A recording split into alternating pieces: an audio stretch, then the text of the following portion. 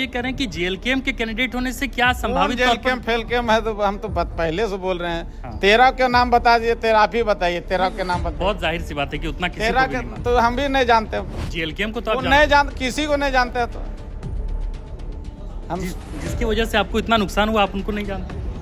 अब नुकसान का क्या हुआ नहीं हुआ, नुकसान कैसे हुआ?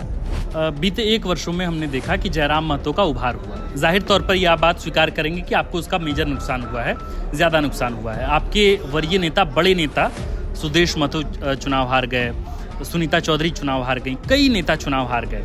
इकलौते आप थे जो लगभग 300 साढ़े 300 के अंतर से चुनाव जीत कर आए हैं मांडू से।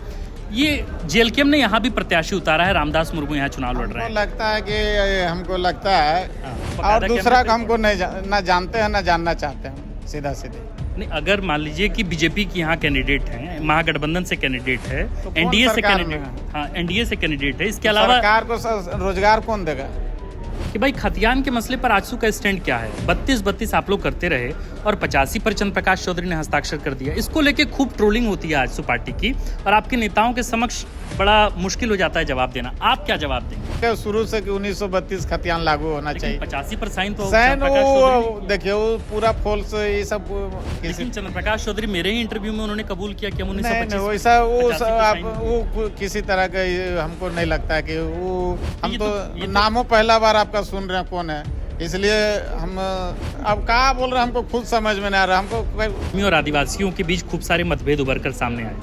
आप लोग प्रत्यक्ष तौर पर रेल टेका ढहर का आंदोलन किए, उन लोगों ने अपनी प्रखरता से आवाज़ बुलंद की, कहा कि भाई कुड़मी एसटी की सूची में शामिल नहीं हो सकते हैं। इस पूरे मांग का, या आप लोगों की मांग का और उनके विरोध का, आदिवासियों के विरोध का कितना असर घाटशिला उपचुनाव पर पड़े? हम लोग पार्टी करते हैं, पार्टी में सभी जाति के लोगों को हम लेके चलते हैं। हाँ। और ये समाज का मांग था, समाज के नेता लोग समझेगा, वो लोग का कोई समाज का अगर आंदोलन था तो पॉलिटिकल पार्टी के नेता क्या कर रहे थे? आप मौजूद थे, गिरिडीह सांसद चंद्र प्रकाश चौधरी मौजूद थे, सुदेश महतो की मौजूदगी थी।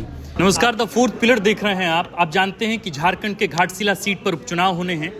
11 तारीख यानी 11 नवंबर को मतदाता मतदान करेंगे और 14 को नतीजे आ जाएंगे।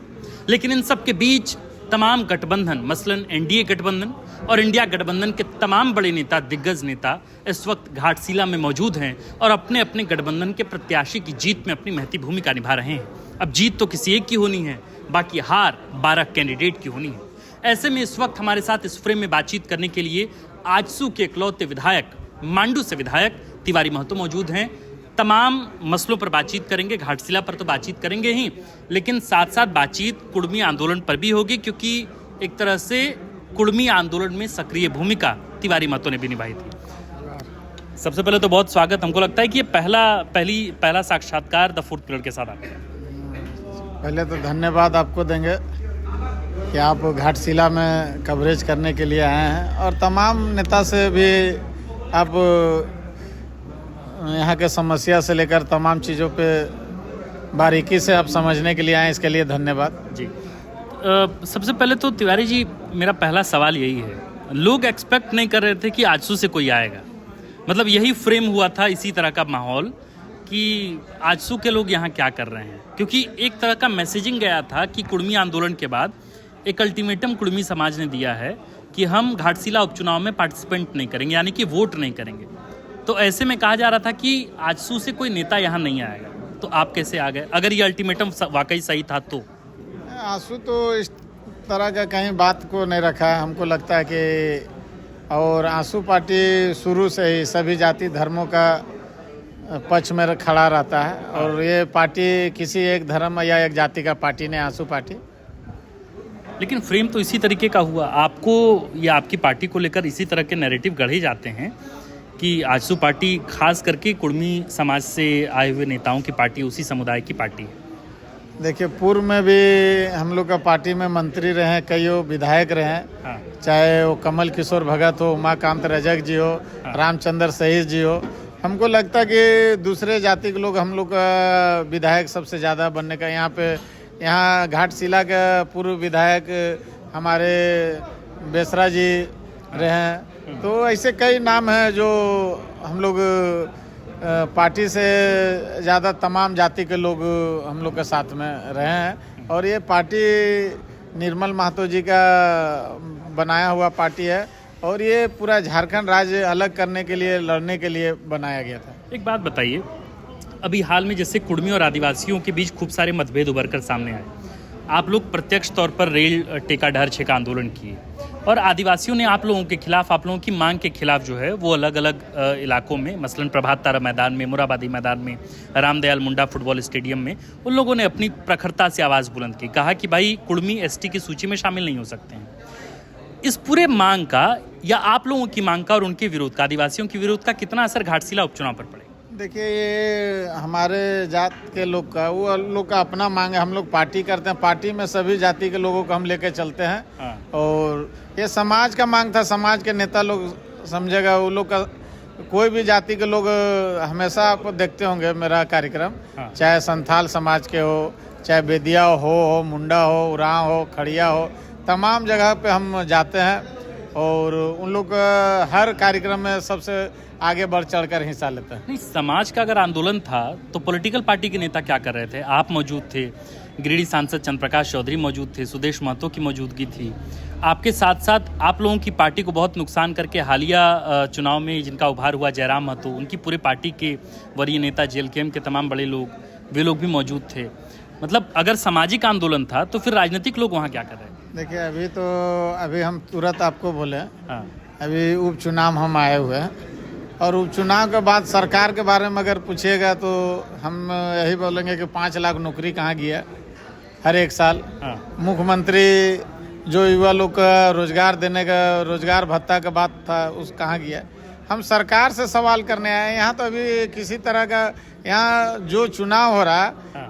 यहाँ के लोगों का माटी है और बेटी का कौन बात करेगा, उसका बात करना है। हाँ। यहाँ पे तो हर समाज, यहाँ पे देखिए ये एसटी सीट है और सभी दल से, हमको लगता है कि सभी दल से ये यहाँ पे एसटी चुनाव लड़ रहा है। तो हम लोग उनका सहयोग आप इसी से समझ सकते हैं कि एसटी सीट में भी हम लोग यहाँ पे आए हैं। तो हम लोग एसटी हो या कोई भी जात हो, कितना हम लोग झारखंड के लोग मिल के रहते हैं। नहीं, ये तो बहुत ऊपर का बयान है तिवारी जी, लेकिन इस तरीके का एक इमेज तो डेवलप हुआ ना कि जो पार्टी है आजसू पार्टी, आप भले ही इस पर कुछ भी तर्क दें, लेकिन इस तरह का फ्रेम तो आदिवासियों के बीच गया, मैसेजिंग गया कि आजसू पार्टी जो है वो आदिवासियों को या उनकी मांग को या उनकी हिस्से को की हकमारी कर रही है। इस तरीके का इमेज एक डेवलप हुआ है। आपको लगता है कि आपके कैंडिडेट को आदिवासी वोट करेंगे अगर आप लोग घूम रहे हैं तो? ऐसे 100% ही वो भी आदिवासी है। हाँ। और आदिवासी जब नौकरी के बात आएगा तो उसमें किसी का, सभी के लोग का हक मारा जा रहा है। 5 लाख नौकरी, खुद हेमंत सोरेन जी बोले थे अगर 5 लाख प्रत्येक साल नौकरी नहीं देंगे हाँ। तो हम राजनीतिक से, मतलब राजनीति के नहीं करेंगे। तो हम चाहते हैं कि चुनाव तो उनको खुद नहीं लड़ना चाहिए यहाँ पे, या जेएमएम अब समाप्त हो जाना चाहिए था।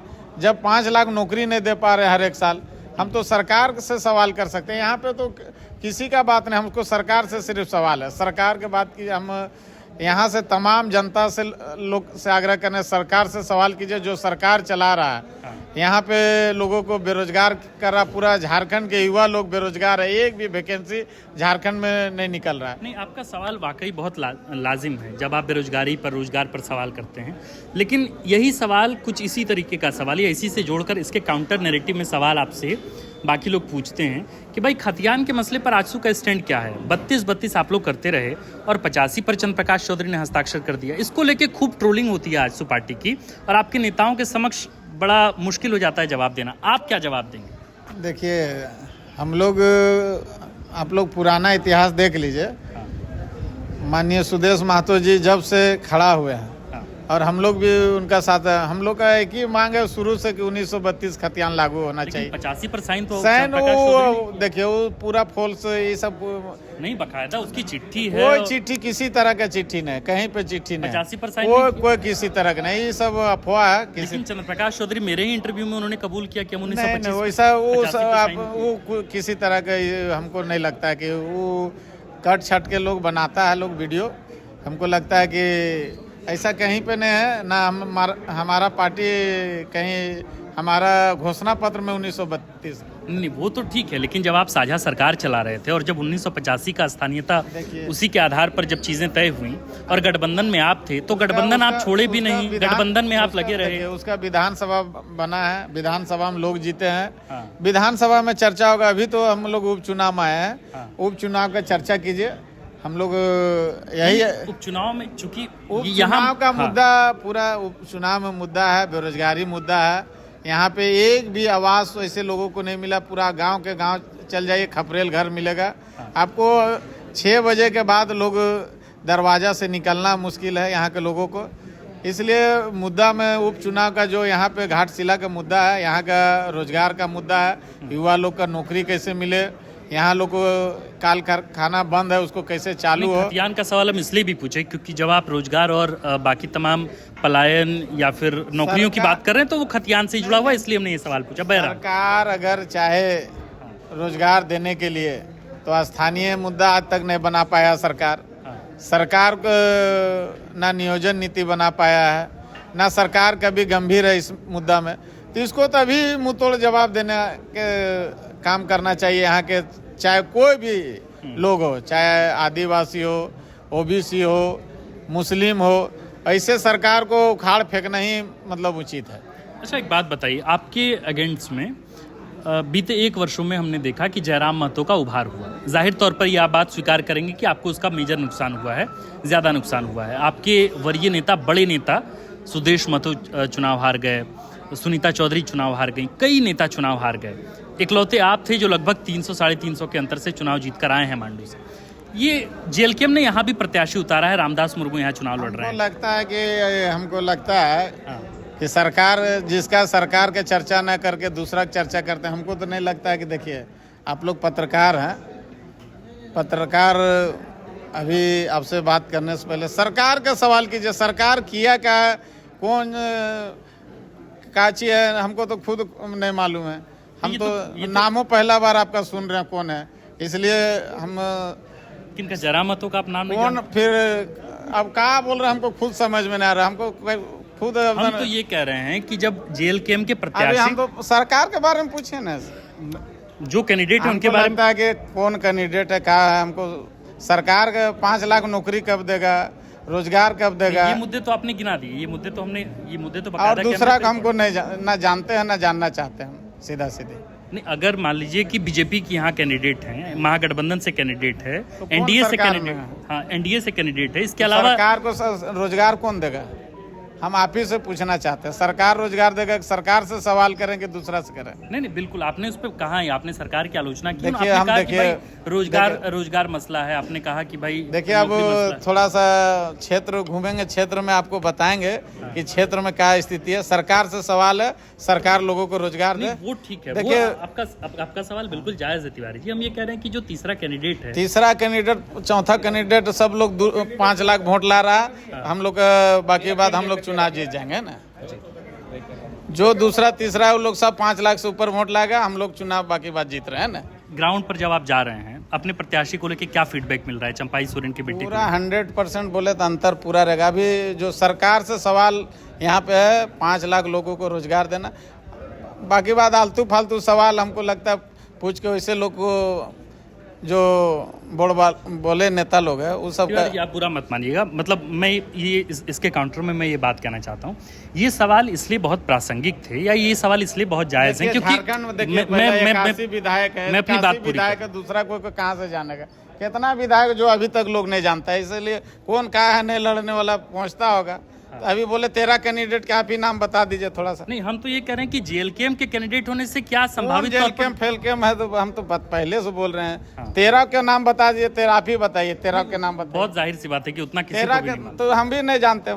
आपको बार एक बार बोल रहे हैं कि नहीं जानते हैं। नहीं, जेएलकेएम को तो आप नहीं जानते, किसी को नहीं जानते तो हम जिसकी वजह से आपको इतना नुकसान हुआ आप उनको नहीं जानते।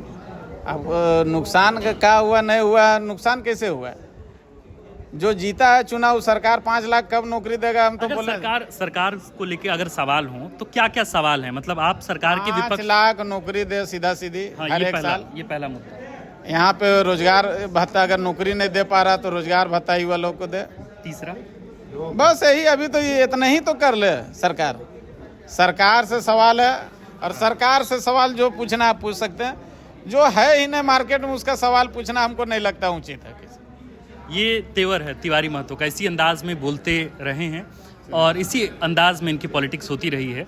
तिवारी महतो ने बाकायदा बातचीत की है और अपने अंदाज में अपनी बातें रखी। आप देख रहे थे द फोर्थ पिलर, हमारा नाम आकाश आनंद है, कैमरे के पीछे हैं विक्की। शुक्रिया।